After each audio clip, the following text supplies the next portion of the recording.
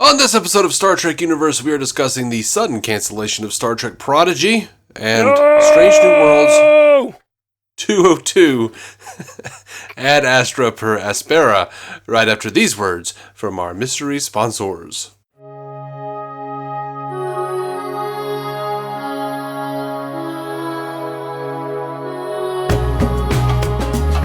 Welcome to Star Trek Universe, the podcast where you get to listen in on two lifelong friends sit around and chat about Star Trek. My name is Matthew Carroll. I'm David C. Robertson. David C. Yes, sir. Mr. Carlos himself. Mr. Scotty. That's me. That's right. What'd you think? We got our second episode of the season. Uh-huh. What were your feelings about this episode that I can't remember the Latin of? Ad Astra per Aspera, so I think it means something like, do good through hardship or some shit like that, yeah. Oh no, it was something like to the stars through hardship. Yeah. Yeah, to the stars through hardship. I remember exactly. To infinity and beyond, I think is what it stands for. It just means open 24 hours. Everybody senses tried to make it into something really interesting. It just wasn't. It says hot dogs 50 cents each or something. It's like Condoms $1. Gotta go to condoms. Why do you have to shove your dick into every episode, Dave? It's not my dick. It's just a generic dick. Okay. Yeah. It's generic genitalia. Yeah, man. I thought it was a really great episode. Sorry. Just like I asked that question, we went on like a 1 minute about weird Latin and dicks, and then, yeah, man, I thought it was a pretty good episode. Just like funny. This is a silly thing to like answer the question very earnestly after like bullshitting around for 30 seconds. Yeah, I thought so too, man. I liked this episode a lot better than I liked last week's. It feels just self-contained, even though it's about the overarching plot, you know? Mm-hmm. It felt like a very nice, self-contained lawyer episode, and Star Trek's great. Star Trek has great lawyer episodes. Yeah. You know, Measure of a Man. Mm-hmm. Court-martial. Yeah. The one that's about that the cage. One with Riker. Yeah, man. I can't remember the name of it. I don't either. But yeah, I do think it was kind of formulaic. Mm-hmm. As I enjoyed it, but like I was watching it, and I was like, I don't feel like there's a lot in this individual episode that's meaty. I do think there's a lot of character growth, and I like the sort of twist they put. We knew because of Deep Space Nine that they weren't going to like solve the problem here. We knew they were going to leave it illegal. Mm-hmm. Mm-hmm. And I like that her ex-friend came to help her and really came for her own purposes, but actually ended up like the twist was she really did like fix it through a very narrow case. You know what I mean? Yeah. To the asylum thing. I liked the asylum. Yeah. It's a really twist. It was a really great twist. It was really, really well done. Yeah, that was pretty well done, honestly. I enjoyed it, but I don't feel like there's a whole lot to say. Like, I enjoyed M'Benga explaining that that Spock and that other Vulcan were fighting. They hated each other. You don't see the tension there? They hate each other. And then Spock's like, I apologize for that you had to witness that outburst. Yeah, that's really good. That felt so much. A lot of the jokes they're putting Spock through this season, and this show in general, feel like old jokes they'd have on TOS. Like, that feels like... It feels very much like something like Kirk would say to McCoy. You know, like, you don't see the tension there? Oh, yeah, they hate each other. And then Spock getting up and saying, I'm sorry for that outburst. Like, that feels exactly like something from the original series to me. Yeah. Yeah. through a very modern lens, but yeah. Yeah, for sure. They talk like us, and it's weird for me. Well, there would have been a lot more like harp music in the background and Kirk with a wry smile as like the camera, like a Vaseline covered camera Yeah. aimed in on him while he's like, see what I did there? I don't know. It just like, there would have been a lot of that. Yeah, it would be like McCoy, like, look at him. You know, Yeah. 2 pigs in a blanket or something. Yeah, you know? exactly. Peas in a Exactly. pod. That's And what then, like, it feels so much like that. I love it. And Kirk would look over and smirk and go, you sure? You know, it would have been like real old-timey, but I missed that about this show. Like, I'm like, I want it to be like that, though, somehow. Yeah. That's pretty great. Let's see. Really, I mean, this is just a character episode for Una, if nothing else. We learn a lot about her backstory. We learn a lot about the Illyrians and her backstory, and like that broken leg story we see at the beginning was really sad. And I liked the subtlety at which they told the story of like her and her friend. There was something about her brother getting hurt, and like she abandoned them because she could pass as human. Yeah. I thought that was really like the anger between them felt really real and really like earned, but also the fact that like their purposes here were to prove, like her purpose here wasn't to save Una, it was to prove things about the Illyrians themselves. And like that last moment where it's like, okay, yeah, I can't change the law. It's canon, you know? That's what she said. Bashir still has to do his whole journey. But like, but what I can do is I can make sure this Illyrian stays on this ship and proves, like it puts Una in this situation where like she's going to have to like be a representation of genetically enhanced peoples and Illyrian specifically for the rest of her time. You know, she's now publicly an Illyrian in a command position, and it's going to be a struggle. She's probably never going to get past the seat she's in now, I bet. Like it's going to be a struggle, and it's going to be an ongoing problem. And I just like that. I like this. I like the world building of this show. It's been really great. Yeah. I was confused though. I know that, like, allegorically, they were talking about being white passing. Yeah, well, passing in general. Like, white passing, it can also be, like, trans people can pass as the gender that, their chosen gender. Yeah, all those things. But in universe, like, how was Lawyer Lady not passing? Because I don't think it was looked her. like a lady. Like I don't think it was her. It was her brother. Oh, okay. So her family couldn't leave because her brother had something that obviously made him look genetically engineered, and that's why he was the one that was hurt and taken away. I don't think I have to go back and listen to that speech again because those two parts were separated. But they say something about the brother and how they don't see this thing. They don't even say it. They don't even say it was her brother. It's like she says something about a boy. It was a friend of mine's brother. And then she looks at her, and it's like that's the real rift here, is because she left, and then after she left, her brother couldn't leave for whatever reason. He wasn't passing, and so their family stayed, and they had to go through all the hardship, and he ended up getting murdered or taken away or something. Yeah. Okay. All right. Yeah. I was doing that too. I was like Sleeping. I was looking at her going like, okay, she's got like makeup.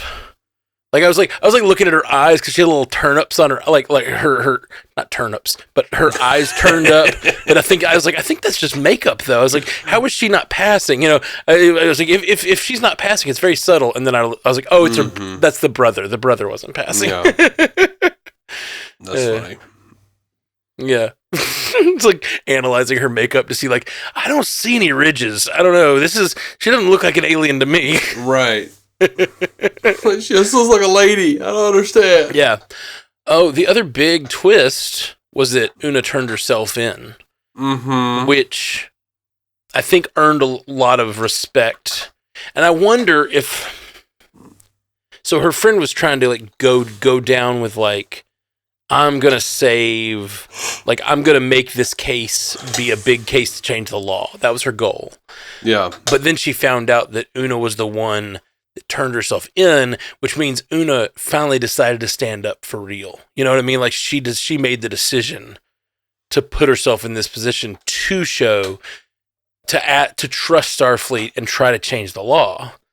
And I wonder if that was when her friend was like, okay, I'm in this for you now, which is what she ended up doing, is making that decision. And if like that combined with the crew and the way the crew talked about Una, if that like inspired her to make that change. Yeah. I don't know. Oh, yeah, I liked all of that. Yeah, me too. The Vice Admiral was interesting. Which one was the Vice Admiral? He was the Vulcan who Spock was talking to. The classic scenario of like an admiral character coming in to be an asshole. Yeah. And his just like Vulcan logic and trying to just Vulcan logic, but also that classic Vulcan like, you will submit to our decisions about like what you should be, you know what I mean? The Vulcan oppression of it all. I liked his character a lot, and just the way that he like really was going after. I just love that like they went like she used him. She was like judo moved him, because like no, not judo. What's the one where you use their motion to flip them? I don't know. Masturbation. No, it's not masturbation. There's a martial art that it's all about like using your opponent's motions against them. I don't know. And I'm not thinking of it right now. Taekwondo, right? No, I don't know. No, it's not it. Anyway, my friends used to do it, and now I can't remember. They all used to talk about it because I used to go to the class together, and I can't remember. Anyway, so she actually had him go after the captain, the captain, and like, and find out that the captain like knew ahead of time, but like that's the thing that like ended up getting her out, because she sought help through the captain. He granted her asylum. It's just nice. It was a really well scripted episode. Yeah. I liked Pike going to visit the lawyer in the first episode with the face mask on and like letting his oxygen go to zero. Like, yeah, that was dope. Yeah, it was very Pike of him. And I liked when it was his girlfriend was the lawyer, right? Like the opposing lawyer, or hit the girl he was knocking boots with in season 1. What? Hold on. Wasn't that right? What was the question? Wasn't that Pike's girlfriend? Yeah. I thought so. I think so. Yeah, she charges in his room and says, "Una rejected my deal," and he's like, "Good." Like it was very like Pike. I like his like brashness. I don't know. I just liked it. I like this episode. It's a good episode. Yeah. Yeah. And I was noticing this episode because like Effie and I just watched The Cage and reviewed it for the show. And by the way, happy 200 episodes. Oh really? This is like 201 or something. Hey, congratulations, man. We made it. And to you. We made it. We're done. Just really noticing how much Jeffrey Hunter Anson Mount puts into his performance. Oh, that's cool. That's really cool. And also, I'm sure when they were casting for Pike, they probably looked for someone who had a similar quality or something. Mm-hmm. So there's probably some naturalness happening there, and I'm sure he also studied him. That's really cool. Yeah. Well, I don't have too much else to say about this episode, but we did want to talk about that other news story. Do you want to hit Stu Little's feedback first for this episode? Sure. Yeah, let's do it. All right. Stu says, hello. And he called it, by the way, the measure of a woman.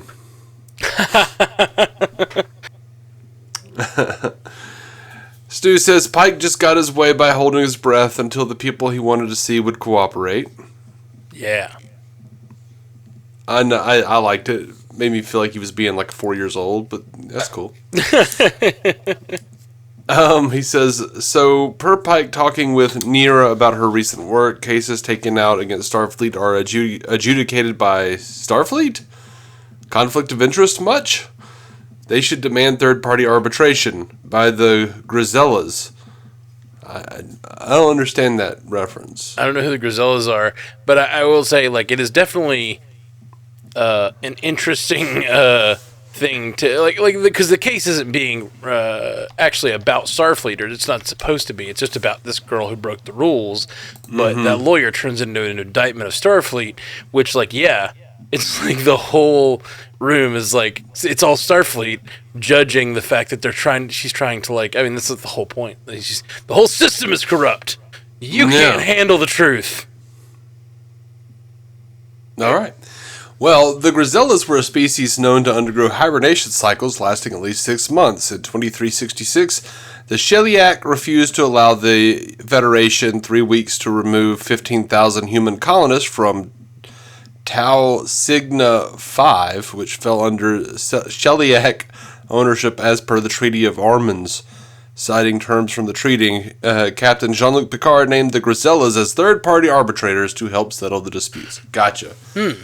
When Picard mentioned that the Grisellas would not awaken for another 6 months, the Sheliak agreed to the original request of 3 weeks. Gotcha. Okay. It's a deep cut. That's a deep cut. Can't get behind it. Stu says, gee, with all this talk about outing, hiding who you are, and Una's tension with her old quote-unquote friend, could this episode be a metaphor for something else? I'm stumped as to what that could be. I think it was a metaphor for a lot of things, honestly. For several, just any kind of otherness. Yeah, for sure. Like, I mean, the name. Like, one thing, I don't know. I can't decide whether I liked it or didn't like it. It's just so blatant that it was almost too on the nose. Like, because it was already on the nose, and then, like, they just straight up name, like, yeah, 200 years ago, it was about who you loved, or the color of your skin, or they name a bunch of the things, you know. I thought that was interesting. It was interesting because we haven't really seen that in the past. Like, normally they sort of, like, a lot of times, I mean, that we do. We see it in some of them, we don't see it in others, I guess. Like, I'm just bouncing back and forth, sorry.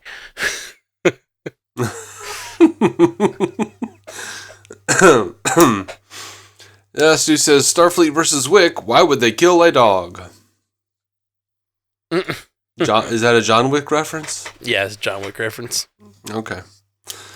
That's Stu the whole says, inciting incident. No, spoiler alert for John Wick, but it's in the first, like, 20 minutes. The whole inciting incident is a gang comes to his house to fight John Wick because they don't know who he is, and they end up killing his dog. And it's a dog that has a lot of there's a lot of other emotional complication with the dog too. And so, like, he goes on the warpath, and it turns out that one of them is, like, the gangster godfather's son. And so the whole movie is like, so the gangster godfather wants to protect his son, so he just throws, like, everybody at John Wick. And so John Wick has to fight through, like, hundreds and hundreds of gangsters and all types to find and kill the one guy who killed his dog. It's just very, very violent and fun movie. And there's in, like, the third John Wick movie, there's a dog. The dog is actually wearing a bulletproof vest because whatever, it's the John Wick universe. And one of the villains shoots the dog, and the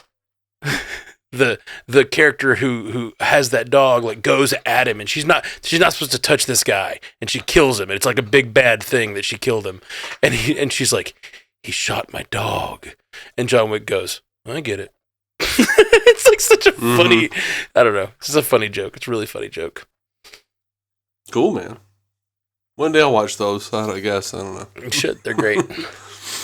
Stu says, tell me, Admiral April, when you were stranded on the cowboy era-like planet Yehanias 7,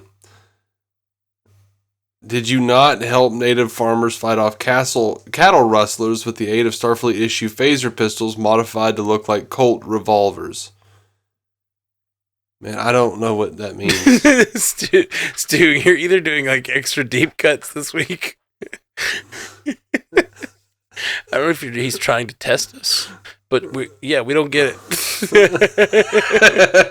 I'm sorry, man. Stu I know what he's referencing in the episode, but I don't know what yeah. Stu says, I don't know how I feel about all that heartfelt testimony, only to resolve the matter with a bit of a loophole due to the standards of asylum.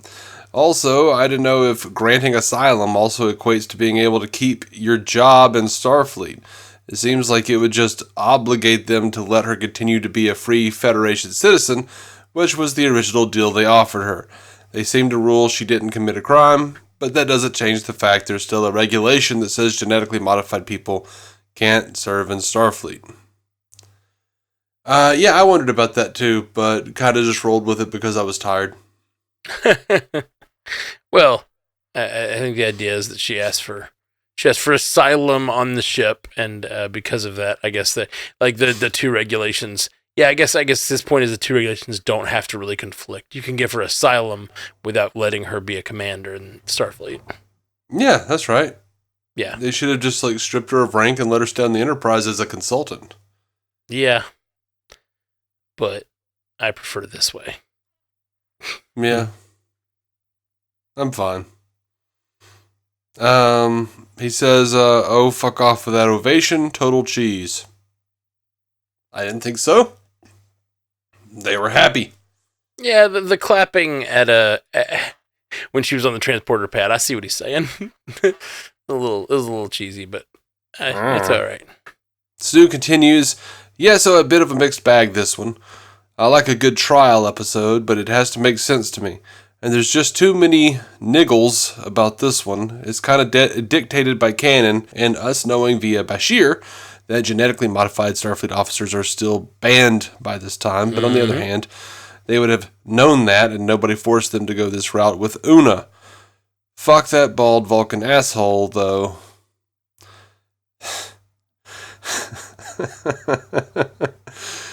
Thinks having thicker eyebrows compensates for it. I don't want to know what you want to do with bald Vulcan assholes, Stu. Oh, I see what you're saying. Yeah, that's how it looked to me for a second. The practical version of that F word there.